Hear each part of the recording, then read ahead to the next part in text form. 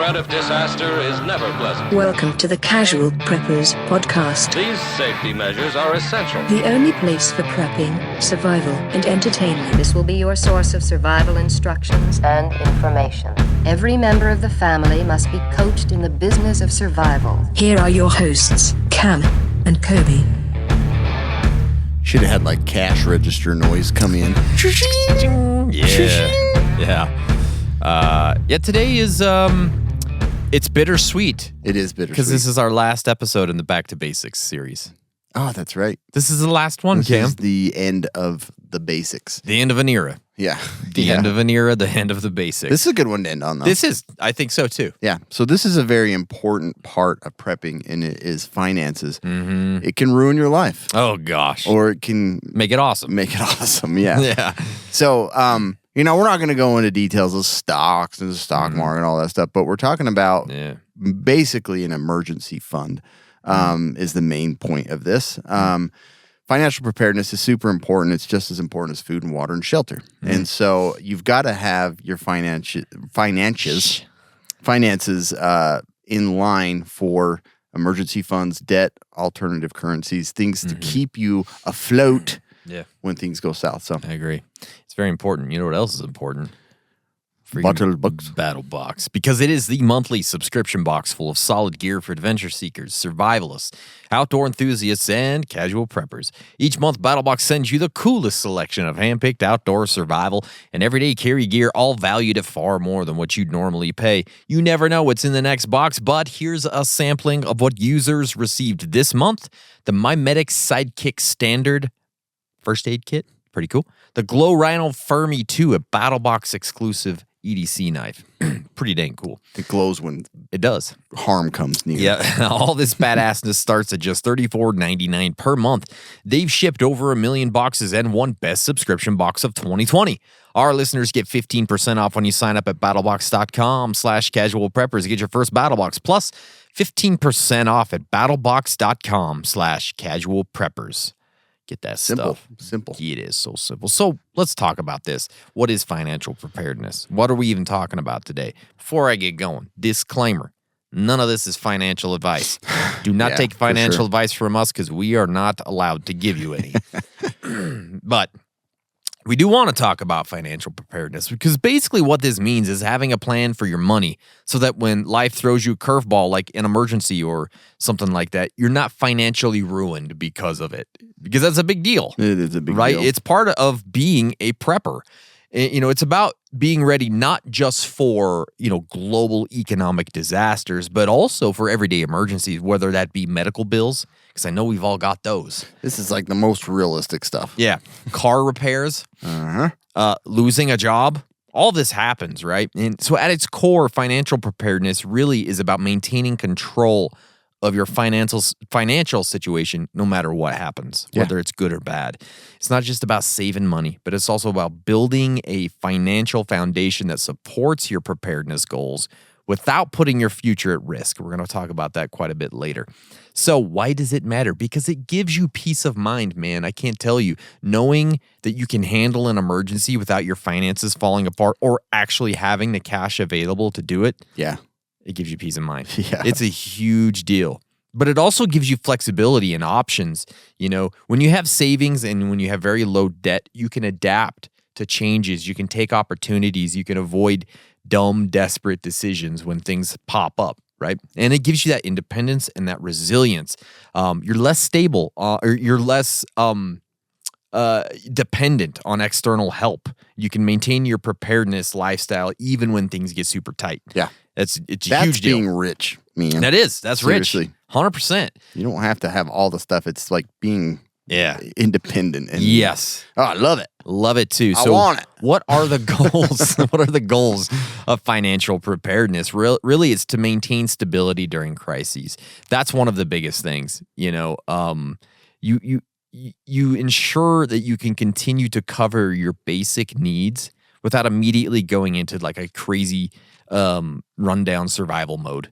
Right? It's a huge deal. Making terrible decisions and like feeling like you have to murder somebody for a can of food. Yes, and you don't want to do that. No. And it's also great to help support your long-term preparedness. Like if you're managing debt, if you're building savings and you're diversifying assets and all that kind of stuff, you're creating a financial safety net that helps you respond to whatever crisis might come. It's a big deal. And then this one, to me, I think is one of the biggest things that preppers need to consider. It's avoiding that trap of short-term thinking.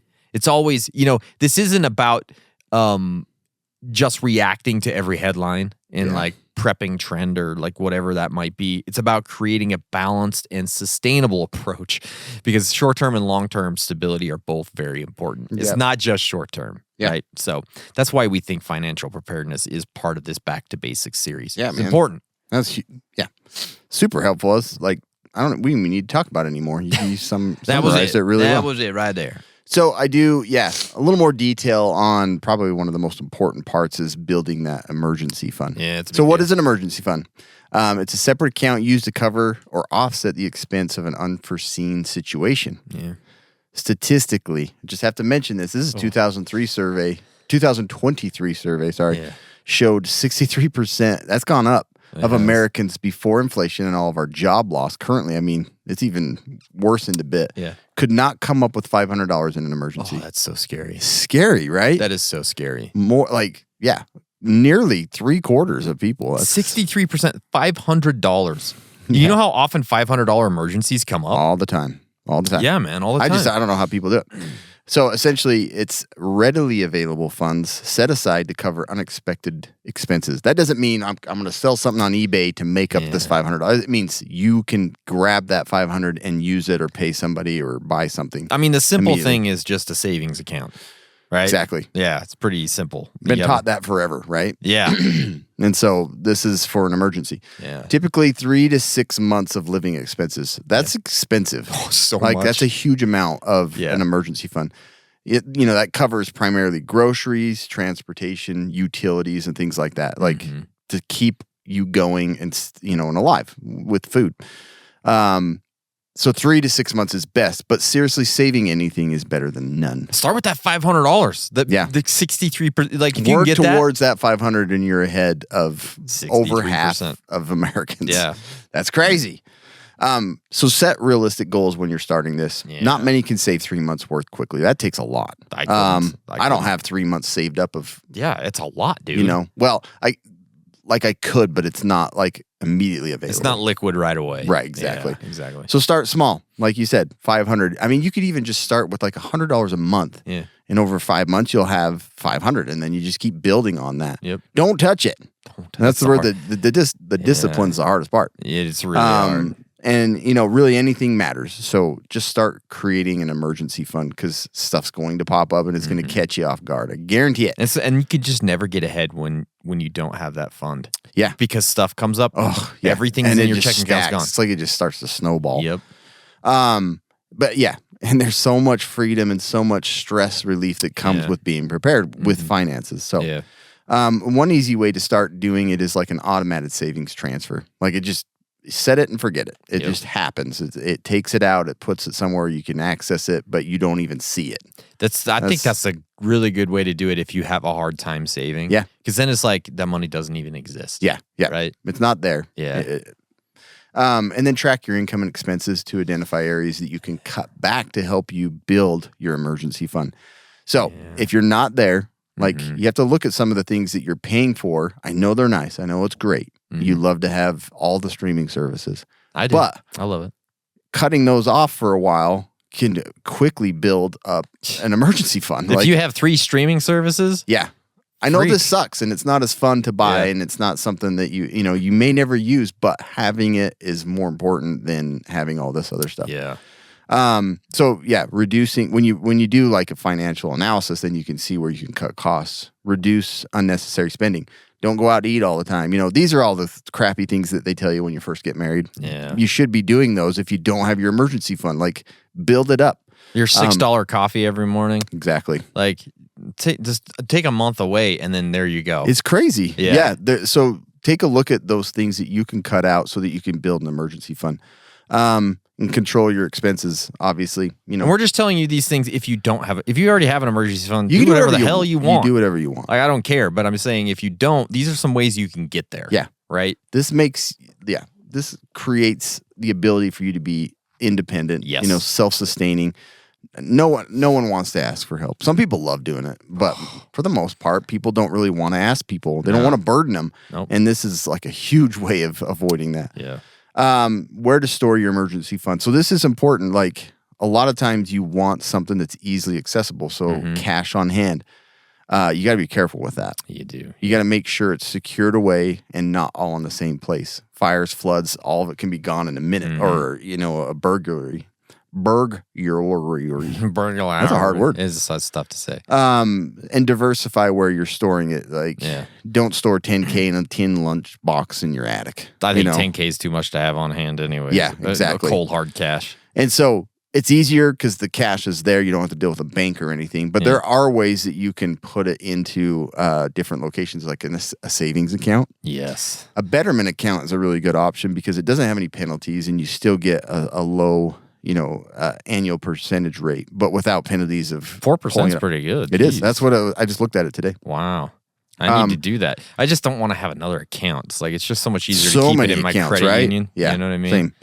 And that's, So, that's the crappy thing is we have it ready, in our bank, but it's like, I could be earning a little bit on it. Yep. So you have to look at some options, but a betterment one's a really good idea. CDs and stuff like that, you probably want to avoid because there's penalties to removing from those. Yeah. Again, there's always that possibility of the grid going down and you can't access the digital numbers that, correlate with what you own. That's what sucks. So it's kind of tricky, but you kind of want to balance it out. You want to have some cash readily available. You want to have some in savings that doesn't have a penalty to remove.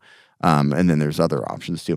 So there's some of there's kind of the plan for building your emergency fund and keeping it safe. Yeah, it's such a huge deal. And I think the next huge deal when you talk about financial preparedness is debt. Ugh. Because it's just, when a crisis hits, like the last thing you want or need is like creditors knocking on your door or like high interest debt eating up any extra money that you might have. Debt is just... That stuff will not disappear. Like a lot of people I don't really care. I'll rack up all these costs because nobody's going to be trying to collect from me. Wrong. Until they're dead, they're going to be trying to collect from you, right? And most of the country will be gone at that point. And so why is debt so dangerous? And this is just kind of a general thing. Sometimes debt is good. I'm not saying this, no debt. Yeah. Some debt is good. So you have to, just high interest debt is the worst thing. Why is debt so dangerous? It erodes your monthly budget. Like debt payments, they take a chunk of your income every single month, and that leaves you with less flexibility to handle emergencies that come. And again, creditors, they just don't care about emergencies. They couldn't care less. Yeah. They don't care if it's a personal crisis or a full-blown economic collapse. They want their money. Yeah. So that's going to continue to go. And then if it's high interest debt, like, credit cards and things like that, if you're only making minimum payments, you're getting nowhere. Yeah. You are just throwing money away. It's crazy what the rates are. Like I saw like a balance transfer. And I was like, and after that's up, it was like 33. I've never seen one that high. That's insane. Yeah. So there are some ways you can. And people are doing that. They are doing it all the time. You could do the debt snowball method, and I think this is a great way to go. So basically, you pay off your smallest debt first. Doesn't matter what interest rates are. Don't worry about it. Just the very smallest debt, get it paid off first. And then when that one's paid off, whatever payment you were putting towards that, now put it towards the next smallest one. I like that. It's like early wins, right? Yes. It makes you feel like you're getting somewhere. Because you're momentum. paying down that big one, you don't see anything. Don't even worry about it. You're not going to get there. So just tackle the small ones, get some momentum going to get up to those bigger debts. And then you're going to have to start cutting unnecessary expenses so that you can take that money and get rid of that debt. It's a big deal. Right? It is really, and then avoid taking on new debt. That's just getting you further in the hole at this point. Yeah. So if you can't afford it now, save up. And a lot of people don't like to do that, but save up and then buy it, right? Financial discipline is huge. There's so many financial traps now. There is. Like I worry with my kids. I'm like, it's tough. We need to talk about it early. Yeah. And this is, an aspect of preparedness that a lot of preppers don't like to discuss. I mean, it's not even close to as fun as 556, right? It's just not. But and like we were saying, like a lot of people think it's just like, currency can disappear. We're not going to be paying cash. Yeah. That's like, that is just not a realistic scenario. It's not. It's possible. It's very possible. But I wouldn't count on it. But I've gone 43 years and I've still had to pay all my debts. I've been waiting for all of it to disappear. Yeah, so just don't hang your hat on it, Yeah. you know. So really, the less debt that you carry, the stronger your position when life throws a crazy curveball at your face. Because it's going right at it. Right at your stupid, dumb, debt-filled face. But I do have to tell you about Element. Because if you didn't know, electrolyte deficiency or imbalances, they can cause headaches, cramps, fatigue, and weakness. And as people who want to be prepared and ready for anything, the last thing you need is something that will slow you down when you need to be ready the most. That's why we at Casual Preppers have teamed up with Element. It is a tasty electrolyte drink mix with everything you need and nothing that you don't. We think Element is perfect for bug-out bags and EDC kits and get-home bags and all that kind of stuff because it contains a science-backed electrolyte ratio. 1,000 milligrams of sodium, 200 milligrams of potassium, and 60 milligrams of magnesium. Casual Preppers listeners get a free Element sample pack when you make any purchase through our exclusive Casual Preppers link. That is one pack of every flavor, one packet of every flavor, not a pack, a packet of every flavor, okay? This offer may be claimed the first time and the last time. You can get it anytime you want. That's pretty cool. All you got to do is go to our link, that is drinklmnt.com/casualpreppers to get your order and your free sample pack with any purchase. That is drinkelement.com/casualpreppers. Perfect. Get it. So good. I love it. Yeah. When we kind of touched on this a little bit, but it is super important to diversify your financial assets. Yes, sir. So why diversify? One of the more important tips with finances is diversification. We're not talking about like spreading out your portfolio and all that. Although that's Part of it. That is It part of it. Yeah. But if your money is all in one place, like a bank, and a system failure locks you out, you're done. Yeah, man. Toast. You can't buy anything. What was it, like the American Blackout? I still like one of the key scenes in that is like when he's trying to get gas, but all the ATMs are not working. Yeah. Like it's a scary deal. It is. And then diversification protects you from currency devaluation, bank freezes, and other threats. So some of the examples of diversifying your funds: cash on hand, like we were talking about. So important. Easiest for anyone to do, and it's readily available to use like locally. You can use it like with neighbors and trade. Like it's all ready to go right there. You don't have to go to any institution to get your money out. Yep. So you got to have some cash on hand for sure. The other thing you could consider doing is like precious metals like gold and silver, hard assets. Some people go all in on this. They do. You know, it's totally up to you if you feel comfortable with it. But yeah, that is an option. Cryptocurrency. It's becoming more and more utilized in like you can buy things at regular stores with Bitcoin and or other cryptocurrency. Pretty cool. It's safe, but it's very volatile. Yeah, it's up and down all the Yeah. time. So, but it's a good option, and I have some, and you have some. Yep. Like it's a good thing to diversify your funds and your ability to pay for things.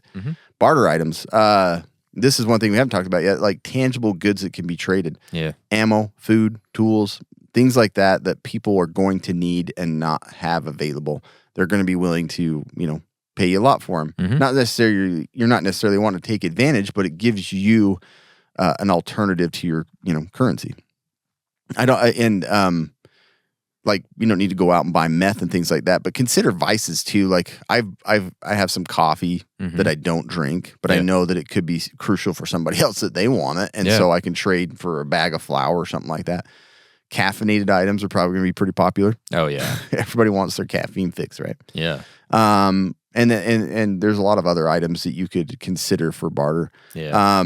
But they'll like some of the vices too could have higher value and get you more of what you need. And so just consider those things as another alternative to just cash. Yeah. And so diversify that stuff, all that finance. It's a great idea. And I kind of did want to go over, like, when we talk about financial crises, like, what are we talking about? What are some of the things that we can have in our mind that we're, preparing for specifically? Dental work. Number one, break everybody. Yep. And all the dentists listening are going, well, financial crisis, what the hell's that? I don't know what that is. Yeah. They got money falling People out of their struggle pockets. with money. They get out of their brand new Rolls Royce as the money flies out, going into the dentist's office to do their work for the day. Oh, yeah. Freaking dentist. Yes. Man. What are some Control types the of world. financial crisis? Income disruption. And so this could be several things. Job loss, obviously, that would disrupt your income pretty quick. Yeah. But also just things like reduced work hours at work. Like that happens frequently, It does. right? Or maybe it's a sudden change in your primary income. All that stuff can really throw your finances into chaos. And again, so that's like financial preparedness isn't just about money in the bank, but it's also about having a plan to generate income if your primary source dries up. A lot of people that live paycheck to paycheck. Exactly. And then they get a little bit of adjustment at work and they're like, ooh, Boom, over with, right? gotta sell everything. Yeah, unexpected expenses. Now, these things we're all very familiar with: medical bills, major home or vehicle repairs, unexpected travel costs. I had to go to Cabo all of a sudden. What happened? Those things can really drain your resources really, really fast, and that's where that emergency fund would probably come into play there, and that's why you have it. A kitchen remodel out of nowhere. Out of nowhere. The 9th coat of paint on something. The debt I'm racking up at Sherwin-Williams is getting out of hand. They own everything. They own the world. They have dentists. Good Lord. Economic downturns, like a recession or a depression hits, obviously your investments and your purchasing power go down. They take a hit there. Or we could even be talking about a full-blown economic just meltdown, like the whole world is, feels like we're on the brink of that. eating worms or all something. the time. Yeah, all bets are off there. So how can you prepare for some of this stuff? There's some things you can do. Something I think a lot of people don't consider is leveraging your preps to save money. And so like if you have food storage, money is tight, you can use that food storage to reduce grocery expenses when times get hard. Yeah. Like it's there.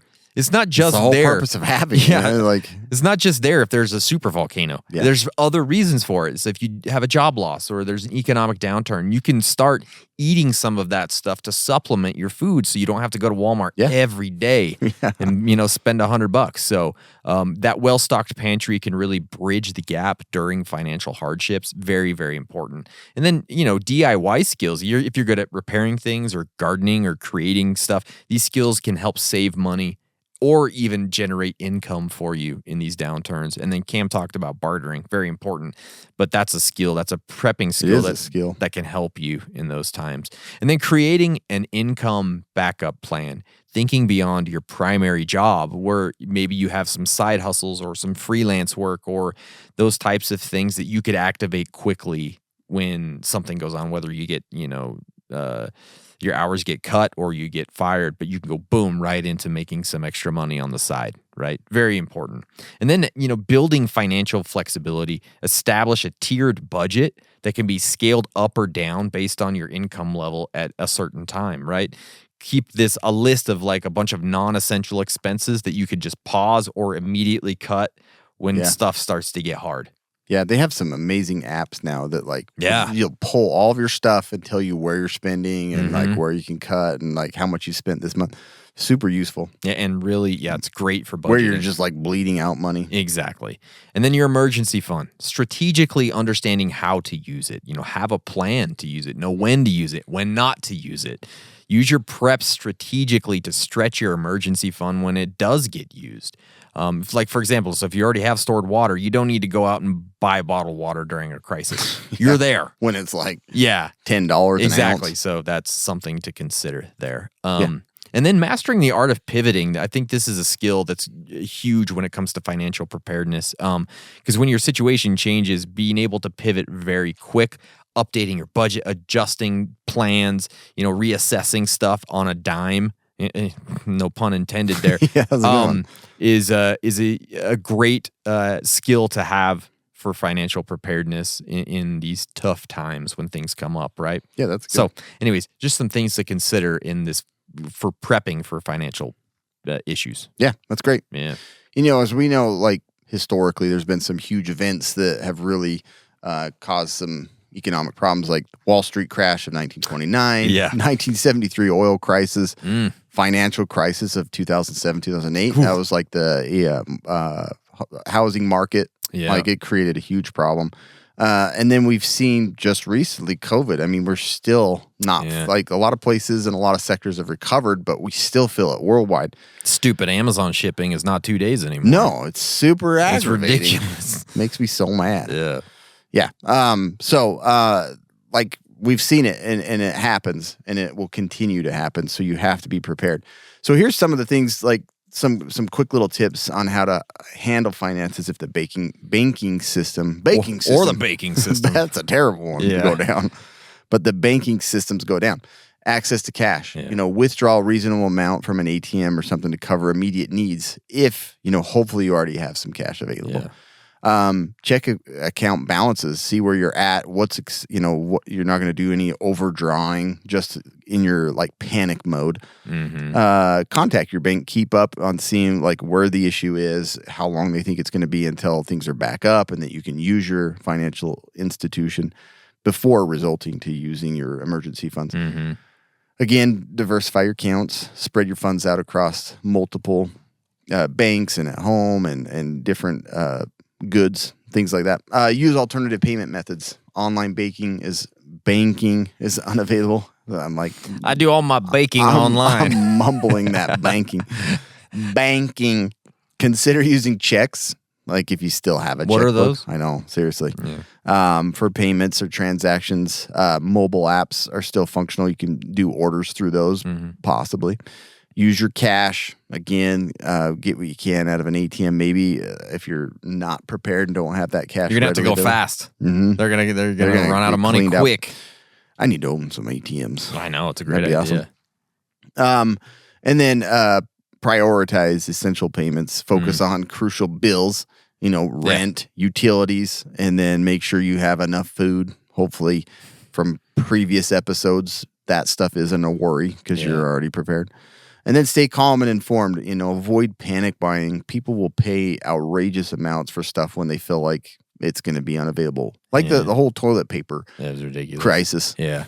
Everybody was Toilet like, paper and hand I don't know why sanitizer. everybody's buying it. I'm going to buy it. And they spend whatever they could on it. Yep. But I even fell victim to that too. I was just like, there was some, I still remember buying like a drink or something. It was like, it wasn't pop, but it was similar to it. And I was like, it's expensive, but there's not a lot of available other options. So I paid like, $10 for like a 6-pack. Something stupid. Yeah. And so you can avoid that if you're prepared. And then again, bartering. Consider some items like ammo, medical supplies, gear, comfort foods, vices, tobacco, meth, crack. Tobacco.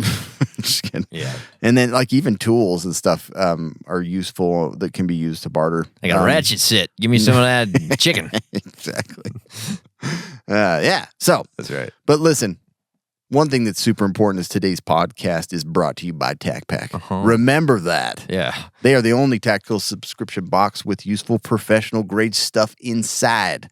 Use code Casual Preppers and get a free $70 machine-made part from Next Level Armament. That sounds like a This steal. is preparedness for your guns. Yeah. This is a great old TacPack, man. They've been with us forever. Yeah. Tried and true. It's crazy what they could put in a box It really and for how is. much you pay. It is great. Go Those get guys it. are fantastic.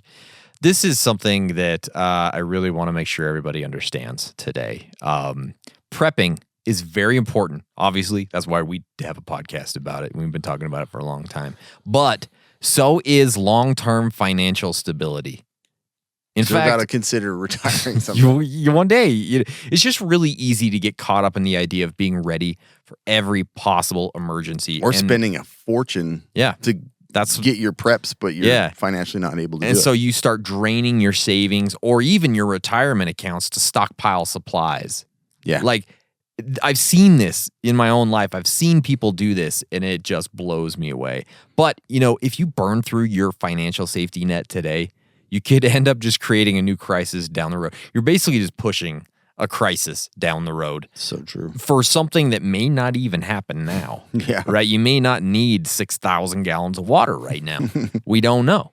It's tempting to spend every spare dollar on gear and food storage and emergency supplies. But what happens when you can't work like you do now? Many preppers focus on short-term preparedness, but the reality is you're just as likely to face challenges like medical expenses, aging, or long-term financial strain. A crisis may come, but so will old age, health issues, and the need for ongoing financial stability. So at one point in your life, you're going to want to retire. Yeah. And you can't retire just on your beans and your bullets. Okay? Yeah. This is very key because I see this constantly in the prepping community, right? So the key, I believe, is finding a balance. Set a budget for prepping. Allocate a specific portion of your income to preparedness, whatever that is. Is it $50 a month? Yeah. Is it $500 a month? Whatever it is, depending on what your income is. When that budget is spent, stop. Don't buy any more, and don't get sucked into every little YouTube video you watch from certain people saying the world's ending tomorrow, because that's how they get you to spend the money on their stuff, right? Mm-hmm. So invest in retirement and savings. It's important. I mean, just like stockpiling food, you need to stockpile money, for the future. Yep. Whatever it's a 401k or whatever it is, emergency fund, invest wisely because one day you're going to need it. Okay. Don't just take it all and splurge on gas masks for the neighborhood. You gotta save money. Yeah. Okay. The it's goal, true, though, yeah. It's really not just to survive the next disaster, but it's to thrive years down the line. So smart prepping includes financial discipline. So you're ready for everyday crises and for retirement when you're 65 years old or whatever, right? It's a really big deal. And sometimes people don't. It's not going to disappear. The whole no. You're probably going to age instead of die by an asteroid strike. Yeah, and most have likely. to live off from your financial chances are that you will need to retire one day or want to retire. You might not need to, but you might want to. Yeah. Yeah. Perfect. So some key takeaways. Build an emergency fund, okay? And that's actually going to be part of our financial preparedness challenge, and I'll get to that. Reduce debt to increase financial freedom. It feels so good.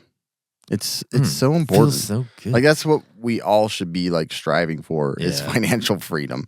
Yeah. We don't need to rely on other people. I hate other people. But we all can't be dentists. No. Yeah. Okay.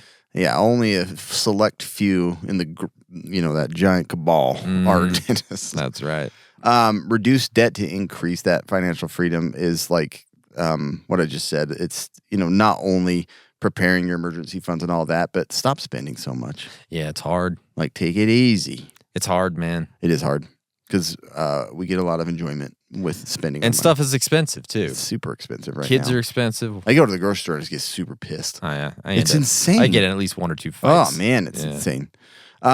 Diversify your assets and then plan for financial crises. Yeah.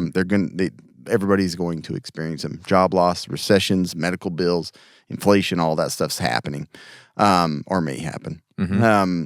And so be prepared for that. Yeah. You could lose your job tomorrow. The Department of Government Efficiency is, they're going after. They're coming for everybody. Yeah. But here's our challenge. Like I said, this week, start your financial preparedness journey by saving $20 in an emergency fund. Do it. Just start it. Yeah. Or add to it. $20. Yeah. Track your spending, pay down small debt, do a little financial analysis this week. But $20 extra. It's pretty easy. This week. Yeah. If you don't have an emergency fund, now you have $20. Yeah. Okay. That's gas in the tank. Even if you do it once a month, $20. Yeah. Just work on it. 24 24 bottles of water if you don't have any water prepared. That's right. Get that $20. Get it done.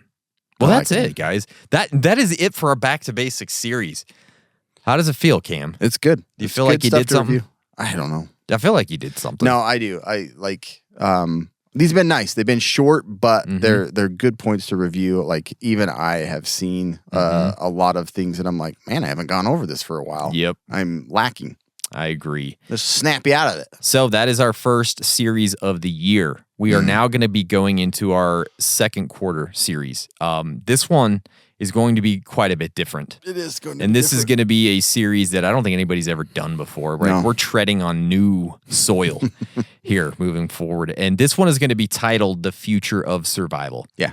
And I There's think some theory mixed in here with Sure. and like things that could possibly happen, but it all is going to go back to prepping. So don't get too worried about that. Yeah, well, I think Cam's worried, but I don't think Cam needs to be so worried here.